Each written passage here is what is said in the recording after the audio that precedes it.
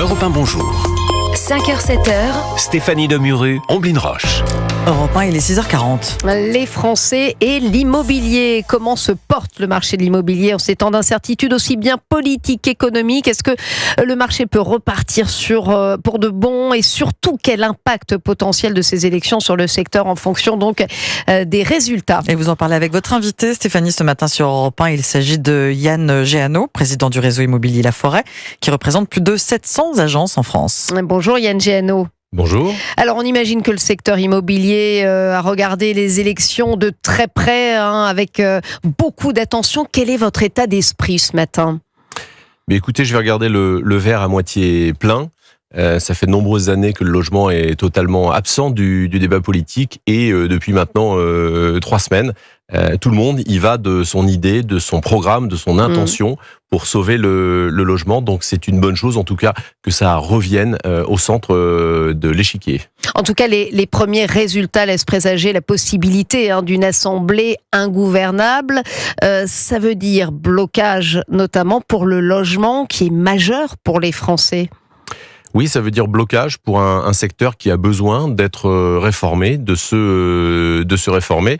Alors on espère, à la lueur de ce que j'ai évoqué précédemment, que les différents camps trouveront des terrains d'entente sur certains sujets du logement, qui a besoin d'aider les investisseurs, d'aider les primo-accédants également, et les ménages les plus modestes à accéder au logement. Alors on a vu que les choses bougeaient, certes peut-être tardivement, sous ce mandat Macron qui n'a pas toujours mis l'immobilier en première ligne.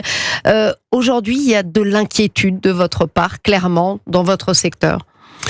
Alors, on est surtout dans un épais brouillard depuis la dissolution, avec une clientèle internationale qui a mis pause sur ces projets, avec des acquéreurs qui ne savent pas s'ils doivent acheter, s'ils doivent attendre éventuellement de bénéficier d'une exonération des droits de mutation, les fameux frais de notaire comme on les qualifie mal. Des vendeurs également qui ne savent pas trop s'il faudra toujours être propriétaire d'un patrimoine immobilier, s'il faut garder son logement ou s'il faut le céder. Donc on attend avant tout que ces élections soient derrière nous pour avoir des interlocuteurs, des interlocutrices pour pouvoir construire une proposition logement.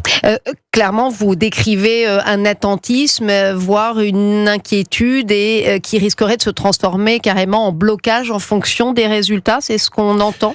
Mais ce qu'on entend, c'est que les Françaises et les Français qui sont d'ores et déjà engagés dans les projets, qui ont l'obligation de vendre ou qui sont sur le point de trouver un toit, poursuivent leur projet. En revanche, celles et ceux qui n'ont pas encore enclenché réellement ce projet, cette trajectoire, attendent en effet d'y voir plus clair, et que selon les résultats, ils pourraient renoncer ou, à contrario, accélérer leur projet, puisque beaucoup de Français également voient peut-être des taux qui pourraient remonter, et donc une opportunité d'acheter dans les prochains mois. Alors ça va évidemment dépendre de la suite des choses.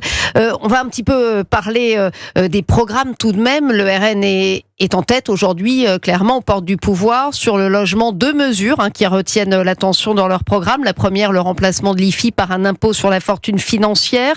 Est-ce que ça peut peser sur le marché? Quel peut être l'impact?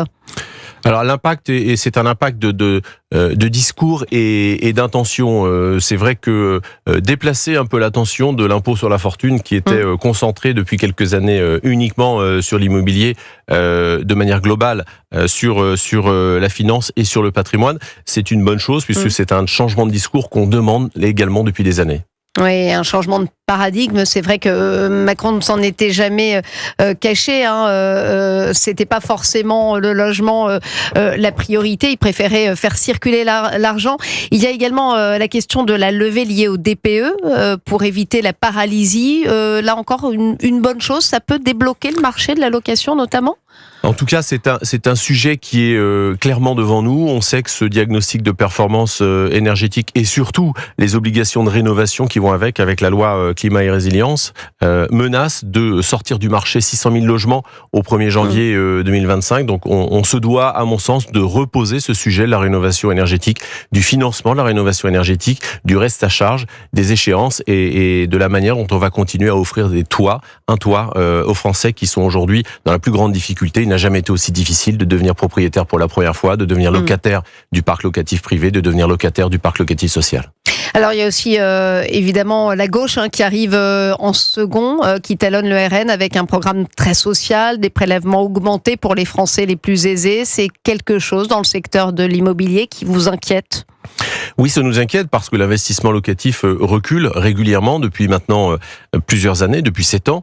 Le discours qui est adressé aux investisseurs est un discours assez dissuasif.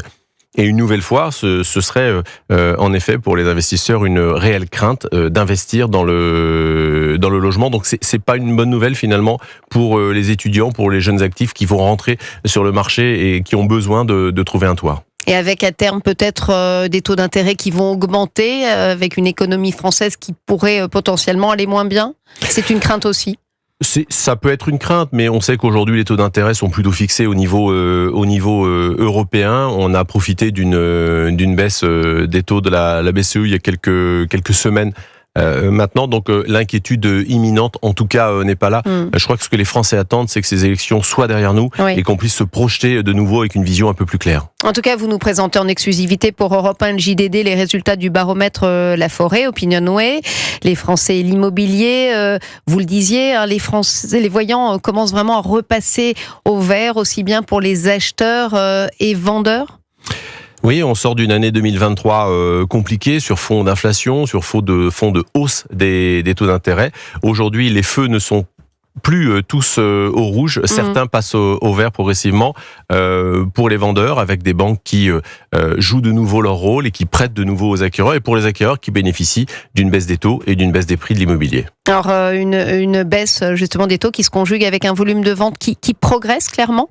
C'est symbolique. En 12 mois, on enregistre au sein du réseau Laforêt une progression du volume de vente de plus 0,9%, après une année 2023 au cours de laquelle on a perdu 16% de volume de transactions. Donc le sens de la pente s'est inversé.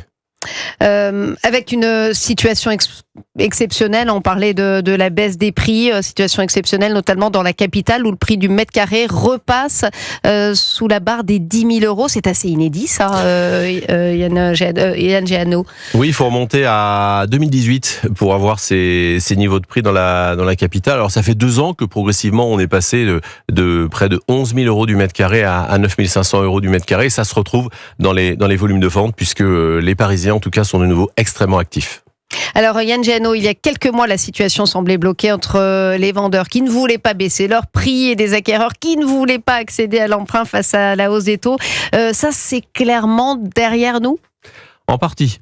Parce que les vendeurs, notamment, ont fait une partie du chemin importante. Les prix ont reculé de un peu plus de 4% au niveau national en 12 mois. Alors évidemment, quand on est contraint de vendre, on est plus enclin à faire cet effort. C'est aux acquéreurs aujourd'hui de comprendre que ce ne sont pas les seuls vendeurs qui vont gommer la hausse des taux et que les Français doivent aussi reconfigurer leur projet d'achat, peut-être en renonçant à un peu de surface, en s'éloignant un peu de sa zone de prédilection, en acceptant de faire des travaux, mais en tout cas, on a retrouvé au cours de ce premier semestre un équilibre et une certaine fluidité entre les vendeurs et les acquéreurs. Donc 2024 pourrait être l'année de la reprise, on va essayer d'être optimiste. En tout cas, le premier semestre a été le semestre de la reprise. Pour la suite, je n'ai pas ma boule de cristal avec moi aujourd'hui. Bon, merci Yann Géano, président du réseau immobilier Laforêt, qui représente, je rappelle, 700 agences en France. Merci à vous. Merci.